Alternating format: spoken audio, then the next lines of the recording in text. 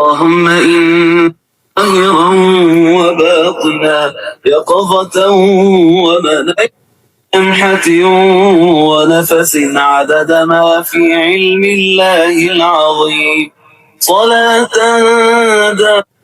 اللهم إني أسألك بنور وجه الله العظيم الذي ملأ أركان عرش الله العظيم وقامت به عوالم الله العظيم أن تصلي على مولانا محمد ذي القدر العظيم وعلى آل نبي الله العظيم بقدر عظمة ذات الله العظيم في كل لمحة ونفس عدد ما في علم الله العظيم صلاة دائمة بدوام الله العظيم تعظيما لحقك يا مولانا يا محمد يا ذا الخلق العظيم وسلم عليه وعلى آله مثل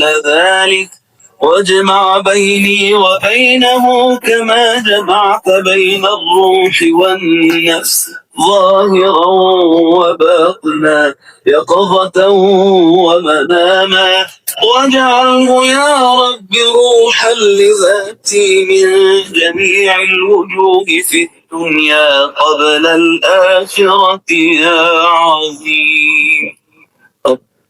أعوذ بالله من الشيطان الرجيم بسم الله الرحمن الرحيم وصلي وسلم وبارك على سيدنا ومولانا محمد وعلى آله وصحبه والحمد لله رب العالمين.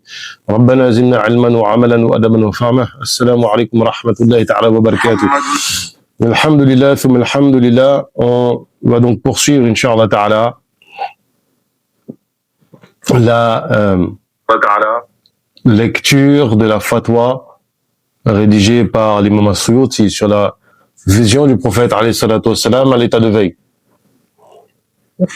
Ce qui va effectivement nous intéresser ici, c'est pas tant l'aspect strictement théologique dans le sens où savoir si c'est une possibilité rationnelle, mais plutôt ce qui nous intéresse, c'est qu'est-ce que disent les textes, les ulémas sur cette réalité. Est-ce que ça fait partie des karamats, des miracles, des awliya qui sont accessibles à l'entendement.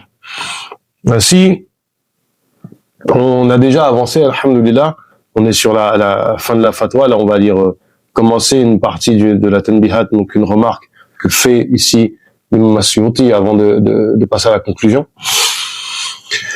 Et donc, on a commencé justement avec ce qui est rapporté dans la sunna comme texte, ce qu'on a trouvé comme texte dans la sunna du prophète alayhi salatu wassalam, des paroles de ulama, des explications de ulama, notamment des hadiths qui sont des preuves qui nous indiquent cela.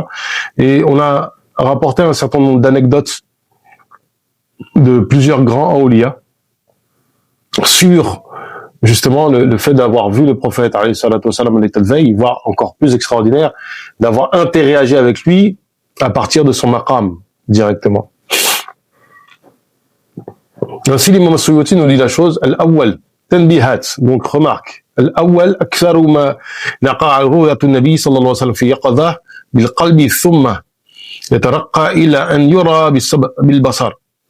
Donc la première des choses à souligner, c'est que la majorité, le grand nombre en fait des cas où la vision du prophète alayhi salatu wassalam est arrivée à l'état d'éveil sont faites par le cœur, et elles nous amènent de cette vision par le cœur à une vision par les yeux. Donc sont faites par le cœur jusqu'à ce qu'elles soient thumma yartaqqa ila an yura bil basar. Il nous dit ensuite, on a rapporté donc وقد تقدم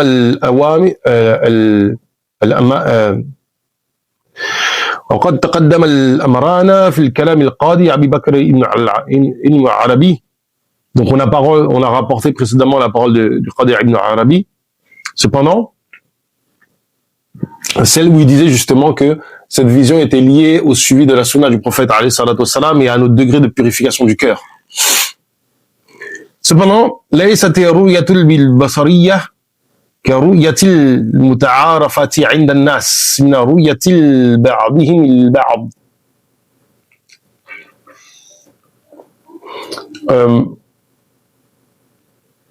Et ça, c'est très important. On a abordé la question l'autre jour, et justement, c'est très important.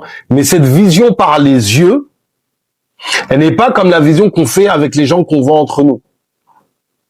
C'est-à-dire que nous, on interagit entre nous, on se voit sur ce plan de réalité. Et là, ce que nous dit l'imam, وَإِنَّمَا يَا جَمْعِيَّةُ حَالِيَةٌ وَحَالَةٌ بَرْزَخِيَّةٌ وَأَمْرٌ وجداني لا يدرك حقيقته إلا من بشاره.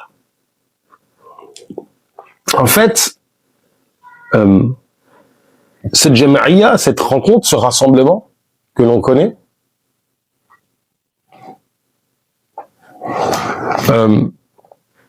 il est dans un hal qui, en fait, se fait dans le barzakh. Et justement, on disait précédemment, lors de lecture de cours précédents à ce sujet, que cette vision-là, elle a une dimension qui est particulière. Vous voyez, dans vos rêves, l'espace et le temps est très différent. L'espace et le temps sont très différents. Et vous avez un sentiment d'immédiateté, d'immensité, de connexion avec des réalités qui ne sont pas celles de ce monde. Et on avait pris cet exemple, on avait tenté d'expliquer qu'il était tout à fait envisageable par exemple, d'avoir comme ça comme un mur, d'accord? Vous voyez un mur entre vous, enfin, une distance comme ça très courte entre nous et avec un quelconque objet. Là, j'ai mis un livre, mais vous pouvez avoir la tête comme ça, la tête posée contre un mur, et vous êtes en train de c'est-à-dire que vous êtes à l'état de veille, mais vous êtes dans une espèce d'état de somnolence.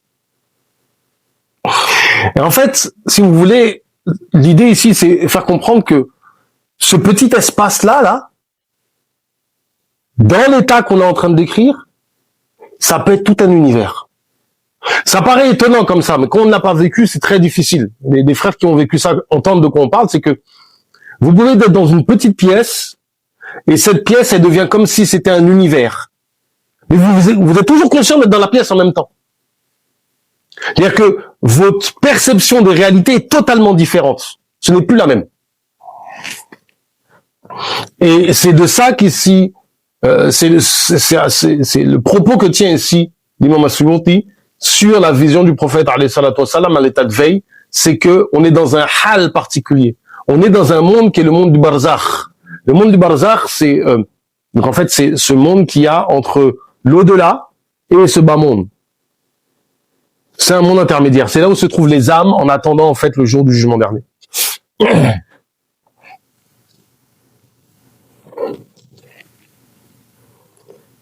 Et c'est pour ça qu'il dit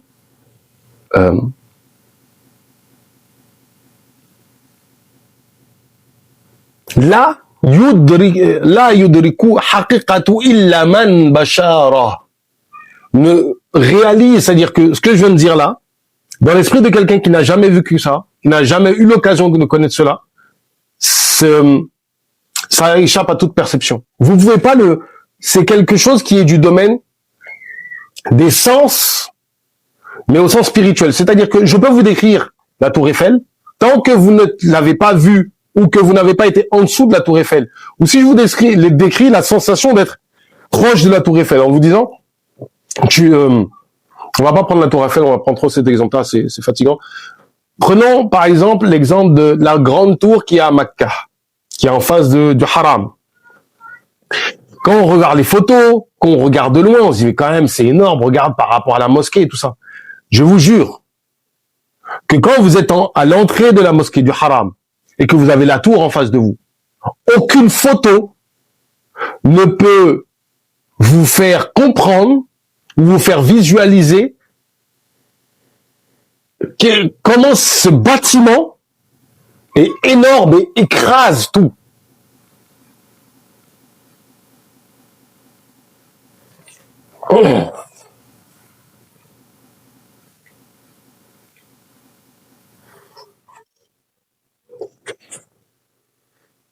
وقد تقدم عن الشيخ العبد الدلاسي. Donc on a rapporté du Cheikh Abdallah al-Dalasi.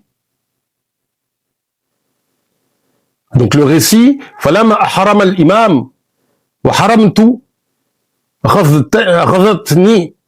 أخذت فرأيت رسول الله صلى الله عليه وسلم فأشار بقولي أخذت إلى هذه الحالة. Effectivement c'est ça, c'est que dans ce récit-là, il dit qu'il était en train de prier derrière l'imam. Quand l'imam a pris et rentré en état d'ihram, lui est rentré en état d'ihram avec l'imam, et il a été pris. Et c'est ça ce que revêt cet état-là.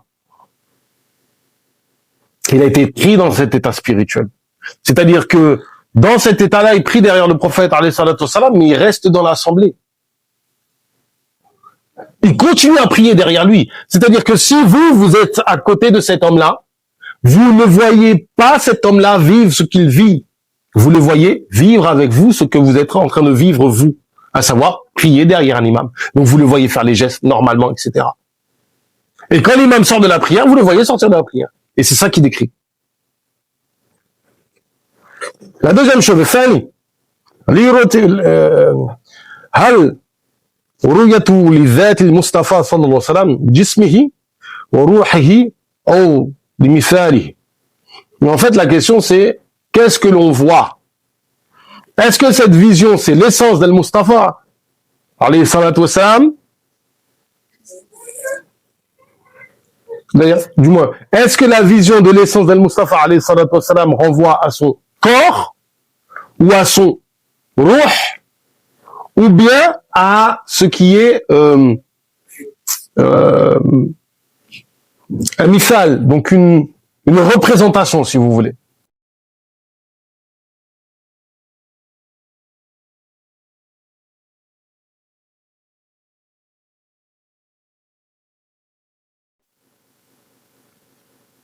الذين رأيتهم من الأرباب الأحوال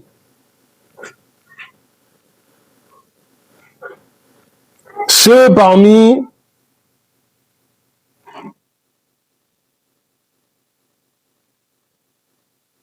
les arbab al-ahwal, les maîtres des états spirituels, les éducateurs des états spirituels qui eux l'ont vu, yaqulu bithani, ils ont mis en avant la parole que c'est le deuxième aspect.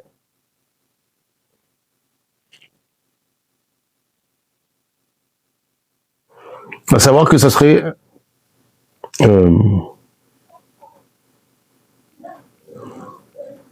non pas son corps et son esprit, mais plutôt un mithal. C'est-à-dire que la question, on repose la question pour que les gens comprennent bien, c'est est-ce que ce que l'on voit, c'est son âme avec son corps?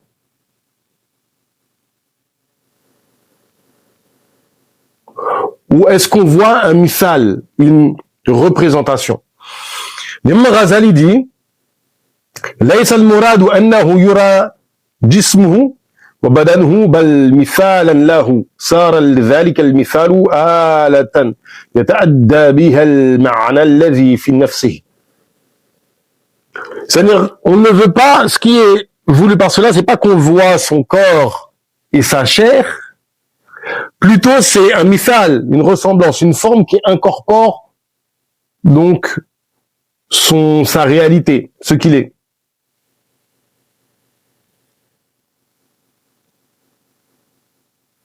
Et cette forme,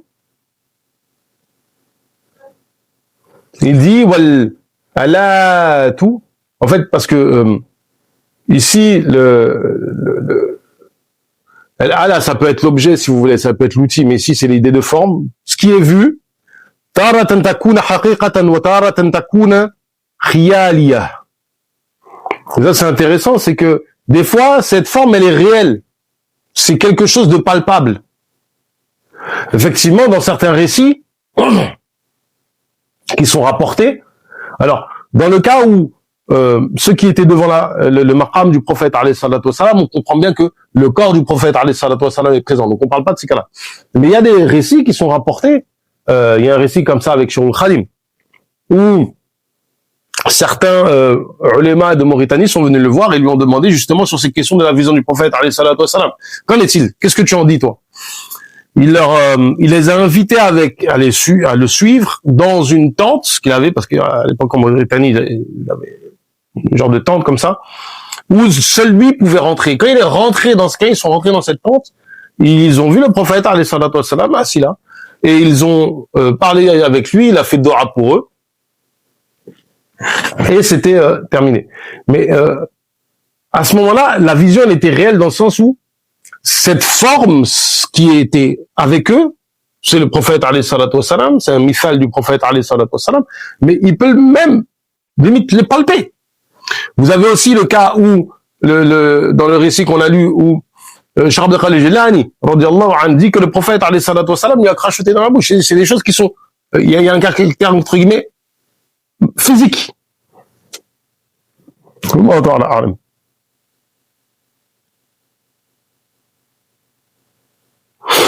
Et donc, à ce moment-là, soit c'est ça, soit c'est Qiyalia, c'est du point de vue de l'imaginaire. C'est-à-dire que c'est Allah Ta'ala, c'est comme s'il mettait dans notre esprit une image.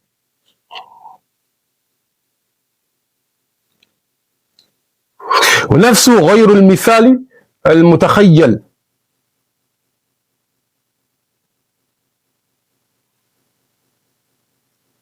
Le nafs n'est pas différent du mithal, de l'image imaginaire. فما راه من الشكل ليس هو روح المصطفى ولا شخصه بل هو مثال له على التحقيق.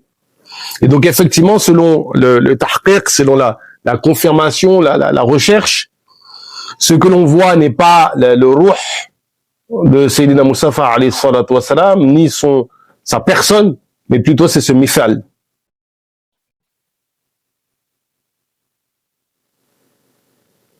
Et il dit la chose suivante, l'imam Ghazali, وَمِثْلُ ذَلِكَ مِنْ رُؤْيَ اللَّهُ تَعَالَى فِي الْمَنَامِ فَإِنَّ ذَاتَهُ مُنَزَّهَةٌ عَنِ الشَّكْلِ وَالصُّورَةِ. Effectivement, c'est comme voir Allah Ta'ala en rêve, dans la mesure où Allah Ta'ala, le Z d'Allah Ta'ala est exempt de forme et d'image. وَلَكِنْ تَنْتَهِي تعريفاته إلى العبد بواسطة مثال محسوس في نور أو غيره. Cependant, le abd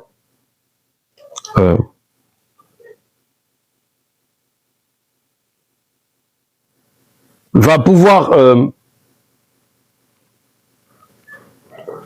cerner qu'il a vu Allahu Akbar, cerner qu'il a vu cela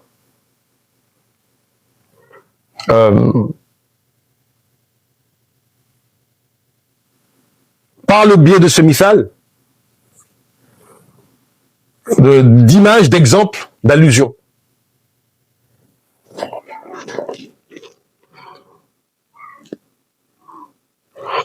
Ainsi, ويكون ذلك المثال حقا في كونه واسطة في تعريف فيقول رأي.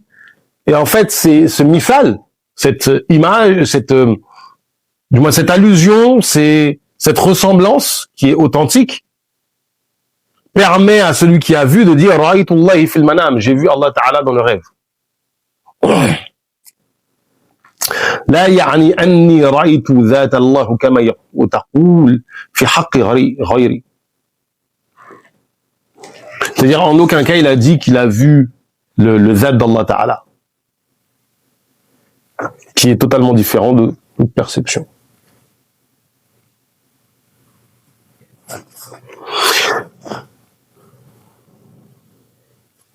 Le Qadi Abu Bakr, lui, a tranché dans la question en disant Ru'yatun Nabi sallallahu alayhi wa sallam bi sifatil ma'lumatin idrakun ala al-haqiqah.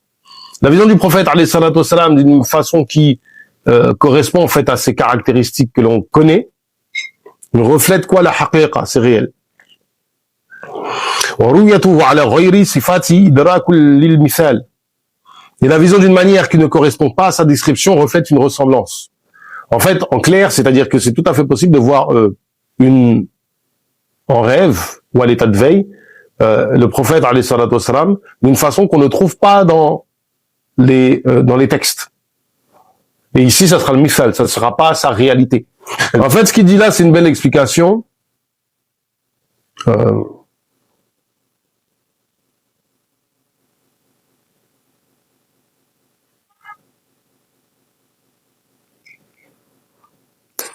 وهذا الذي قاله في الغايات الحسن ولا يمتنع رؤية ذاته الشريفة بجسده روحه وذلك لأنه صلى الله عليه وسلم سائرة الأنبياء أحياء ردت إليهم أرواحهم بعد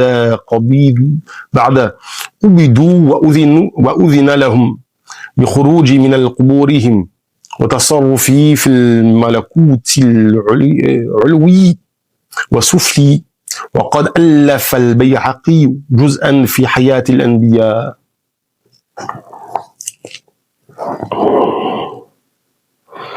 Alors cette explication, qu'est-ce qu'elle a d'intéressante, c'est que elle ne rejette pas la vision du Zat, de son Zat shérif, de son essence bénie, par son corps et son âme. Car, comme l'ensemble des Anbiya, il est vivant, alayhi salatu wassalam. Leurs âmes sont rendues à leur corps, après qu'ils soient passés de mort à qu'ils aient expérimenté en fait la mort. Et que, parce qu'en fait, comme dit le Coran, kullu nafsin dha'iqatul maut, toute âme doit goûter à la mort, donc c'est nécessaire en fait qu'il meure. Et donc à ce moment-là, et ça c'est ajib, Allah, il dit la chose suivante, c'est que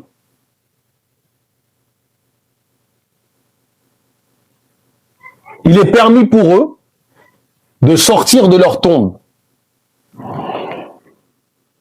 et d'interagir et même d'interférer. Tasrif, c'est une notion en fait de importante. Voilà, j'ai pas envie d'aborder ça maintenant parce que ça va nous ramener loin, mais c'est disons ici d'interagir avec le monde, dans le bas monde, que ça soit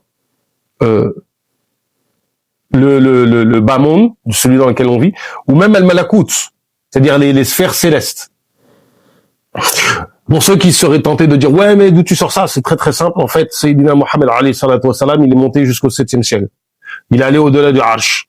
Il est redescendu au 5e siècle, au 5e ciel, si je me trompe pas, si ma mémoire est bonne. Il voit Sayyidina Moussa alayhi salam qui lui dit qu'est-ce que ton Seigneur t'a prescrit. Il lui dit 50 prières. Et là, le prophète alayhi salam, Sayyidina Moussa alayhi salam dit c'est trop, ta communauté va pas supporter. Voilà. Et là, en fait, il a interagi. C'est-à-dire que le prophète alayhi salam est remonté. Et en fait, si on a 5 prières aujourd'hui par jour, c'est l'intervention de Sayyidina Moussa alayhi salam. Donc ceux qui sont pas contents avec cette affaire, allez faire 50 prières, s'il vous plaît, laissez-nous tranquille.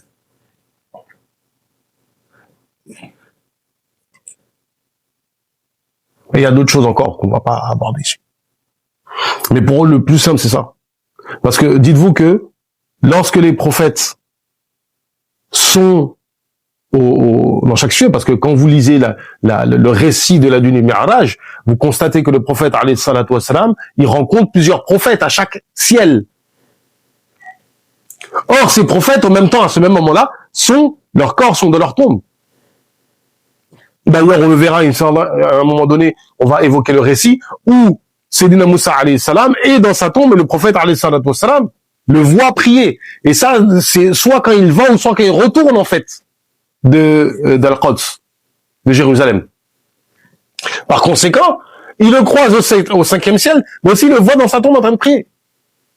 Rajoutez que le prophète alayhi salatu wassalam a dirigé la prière au niveau du masjid. Ce qu'on appelle aujourd'hui l'esplanade des mosquées. Et tous les prophètes étaient là. Et qu'on dit tous les prophètes, c'est les 124 000. Alors que les 124 000 sont tous dans leur tombe en même temps. Donc comprenez qu'ils peuvent sortir de leur tombe. Celui qui discute avec ça, je sais pas trop ce qu'on peut faire. Donc l'imam al-Bayhaqi dit, on parle fil dalail nubuwah. Donc ça c'est l'imam Bayhaqi qui parle. Al-anbiya ahya'un 'inda rabbihim ka shuhada. Donc les prophètes sont vivants dans leur auprès de leur Seigneur comme les shuhada. Donc quand on dit qu'ils sont vivants, effectivement les shuhada, leurs âmes sont dans des corps d'oiseaux qui sont accrochés sur dans des cages en dessous du trône, pendant que leurs corps sont ici. Donc le corps des shuhada est dans ce bas monde, et leurs âmes sont dans des corps de petits oiseaux qui résident dans des cages sous le trône, et qui, à certains moments, en fait, vont, comment dirais-je, on ouvre la cage, ils volent, ils vont à droite, à gauche, ils reviennent, ils font leur vie, et puis après ils reviennent, et Allah Ta'ala leur demande, qu'est-ce que vous êtes satisfait, vous voulez quelque chose? Ils disent non, on veut rien, on est bien. Ah, peut-être c'est une chose, c'est que tu nous renvoies sur terre, on revit le martyr, et tu nous ressuscites.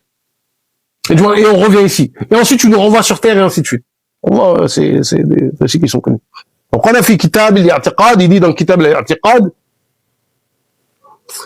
الأنبياء بعدما قبضوا ردت إليهم أرواحهم فهم أحياء عند ربهم كالشهداء. Les prophètes, après qu'ils sont en gros, ouais, qu'on les prend, qu'on prend leur âme, sont renvoyés, on renvoie leurs âmes dans leur corps, donc, et ils sont vivants auprès de leur Seigneur comme les shuhada. Donc les prophètes en général ont cette vie-là. Et en fait, comme les shuhada, effectivement, parce que le récit du Mi'raj nous dit que les prophètes vivent dans les 7 cieux. Ils sont dans les 7 cieux, ils sont là tranquilles, ils font leur vie.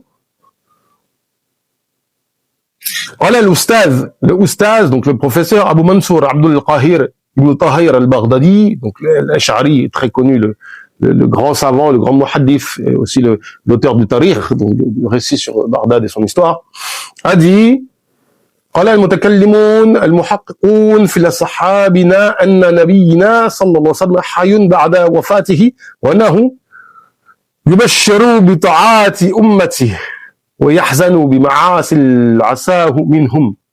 Et ça, en fait, c'est connu, c'est dans les récits, hein. Donc les mutakallimun, qui sont aussi des muhaqqiqun, donc les théologiens certificateurs, authentificateurs parmi nos compagnons, donc ici l'Ash'ari, atteste que le prophète alayhi salatu wassalam est vivant après ne plus être dans ce monde, après sa mort, et que il est informé de nos bonnes œuvres, les œuvres de sa communauté, et qu'il s'attriste de nos péchés. D'ailleurs, dans le récit qui rapporte cela, il est dit que le prophète alayhi salatu wassalam quand il voit nos actes de bien, il loue Allah. Quand il voit que l'on fait du mal, il demande pardon à Allah Ta'ala pour nous. Encore une intervention du prophète alayhi salatu wassalam dans cette dunya. Donc c'est annahu tablughu salatun min yusalli alayhi min ummati. Effectivement, lui parviennent nos prières.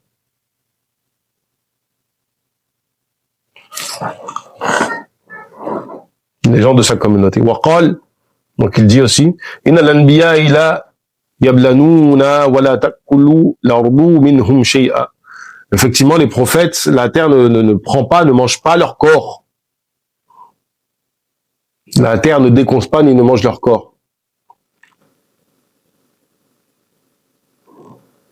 وقد مات موسى في زمانه فأخبر نبينا صلى الله عليه وسلم أنه رآه في قبره مصليا. C'est ce qu'on venait de dire, effectivement.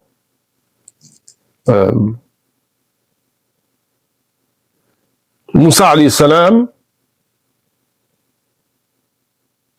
est mort durant son époque, et notre prophète alayhi salatu wassalam nous informe qu'il l'a vu prier dans sa tombe. وذكر في حديث المعراج أنه رآه في السماء ورابعة وراء آدم وإبراهيم. Donc c'est ce qu'on disait. Il nous a évoqué dans le hadith du Mi'raj qu'il vit au 4e ciel, Sidna Adam alayhi salam et Sidna Ibrahim alayhi salam. وإذا صح لنا هذا الأصل قلنا. Maintenant, pour toi est authentifié, clair, cette règle, cette base, nous disons, Nabiyuna sallallahu alayhi wa sallam, قد صار حيا بعد وفاته وهو على نبوته. Notre prophète alayhi salatu wa salam est retourné à la vie après sa mort et il est sur sa prophétie, il continue à interagir avec nous.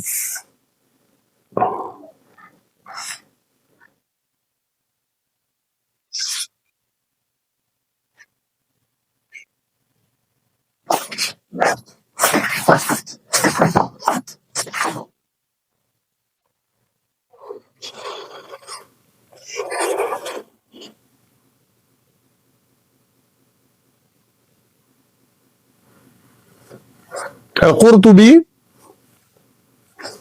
dit la chose dans son tafkira, donc ici c'est l'auteur du tafsir.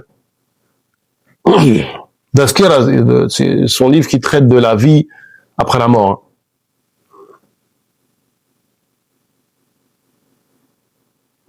Et il dit,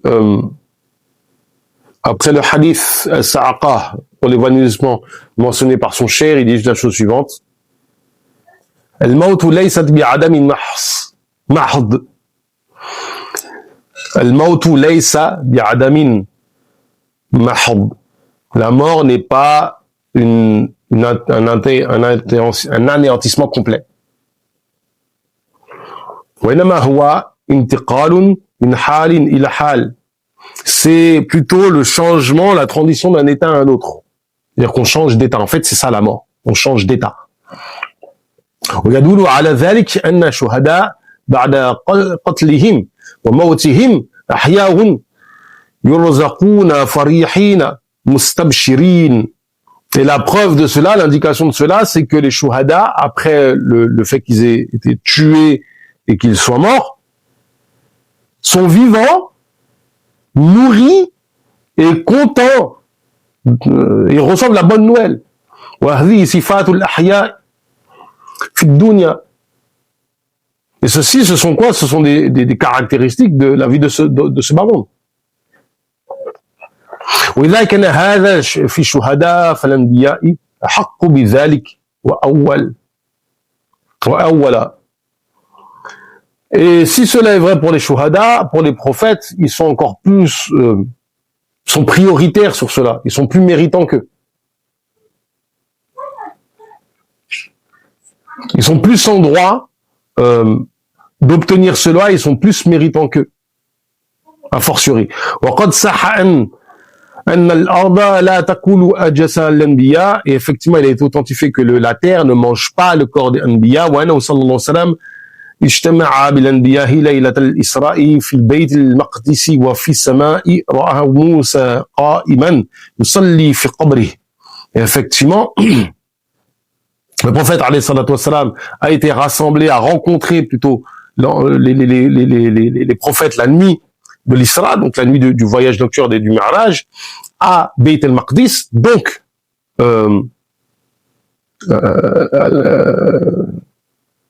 à Al-Quds, donc à la mosquée. Et aussi, au ciel, il a vu Moussa alayhi salam.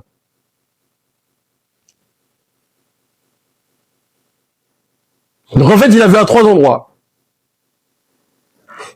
Il a vu Beit al-Maqdis, il a été rassemblé avec eux. Ensuite, au ciel, il a vu Moussa alayhi salam. Et il a vu prier dans sa tombe. Donc c'est 3, la même nuit. وأخبر صلى الله عليه وسلم أنه يراد السلام على كل من يسلم عليه إلى غير ذلك مما يحصل من جملة القطع بأن الموت الأنبياء إنما هو راجع إلا أن غيبوا عنا بحيث لا تدركهم وإن كانوا موجودين أحياء. Et certes, il nous a informé, le prophète alayhi salatu wassalam, qu'il rendra le salam à toute personne qui lui passe le salam. Donc ce que nous comprenons ici, c'est que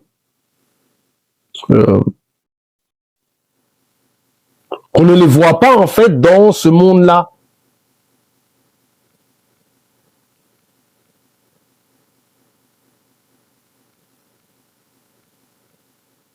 Mais ils sont pourtant bien vivants. وذلك كالحال في الملائكة فإنهم موجودين. En fait, leur état est comme celui des anges. فإنهم موجودين أحياء ولا يراهم أحد من النوعين إلا من خصه الله تعالى بكرامته. Effectivement, ils ne peuvent être vus que par des personnes à qui cela est gratifié comme karamat, comme produit, comme chose extraordinaire que Allah Ta'ala accorde à qui il veut, une spécificité. Le Qadi Abu Ya'la, donc le fameux savant Hanbali, وأخرج أبو يعلى في المسنده والبيهقي في كتاب حياة الأنبياء. Donc aussi, le Bayhaqi le rapporte dans son livre la vie des prophètes, que le prophète alayhi salatu wassalam, il est rapporté de Anas ibn Malik, donc le compagnon Khadim al-Rasoul, radiyallahu anhu, a dit Al-anbiya'u ahya'un fi quburihim yusallun. Les prophètes sont vivants dans leur tombe et prient. C'est deux degrés différents. Wa akhraj al-Bayhaqi an Anas, et on a pareil, Anas al-Bayhaqi rapporte de Anas radiyallahu anhu عن النبي صلى الله عليه وسلم du prophète عليه الصلاة والسلام قال إن الأنبياء لا يتركون في قبورهم بعد 40 ليلة ولكنهم يصلون بين يديه الله تعالى حتى ينفخ في الصور.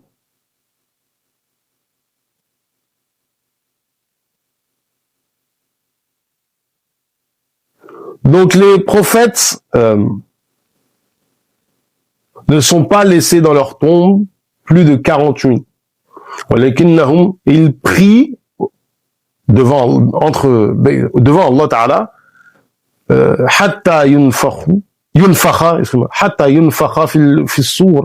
jusqu'à ce qu'on souffle dans la trompette, c'est-à-dire jusqu'au jour de Yom Qiyamah. Ils seront justement appelés à cela. Inch'Allah Ta'ala, on continuera après cette remarque. Mais maintenant, vous comprenez bien que les preuves scripturaires qui prouvent que les prophètes sont vivants et qu'on peut interagir avec eux sont nombreuses en réalité, dans les textes et même d'un point de vue de l'expérience de ce qui est rapporté des gens dignes de confiance dans la communauté. ربنا زدنا علما وعملا وأدبا وفهما وهب لنا يكرم في التلاوة خيرا كثيرا منك والحلاوة وصلي وسلم وبارك على سيدنا ومولانا محمد وعلى آله وصحبه والحمد لله رب العالمين.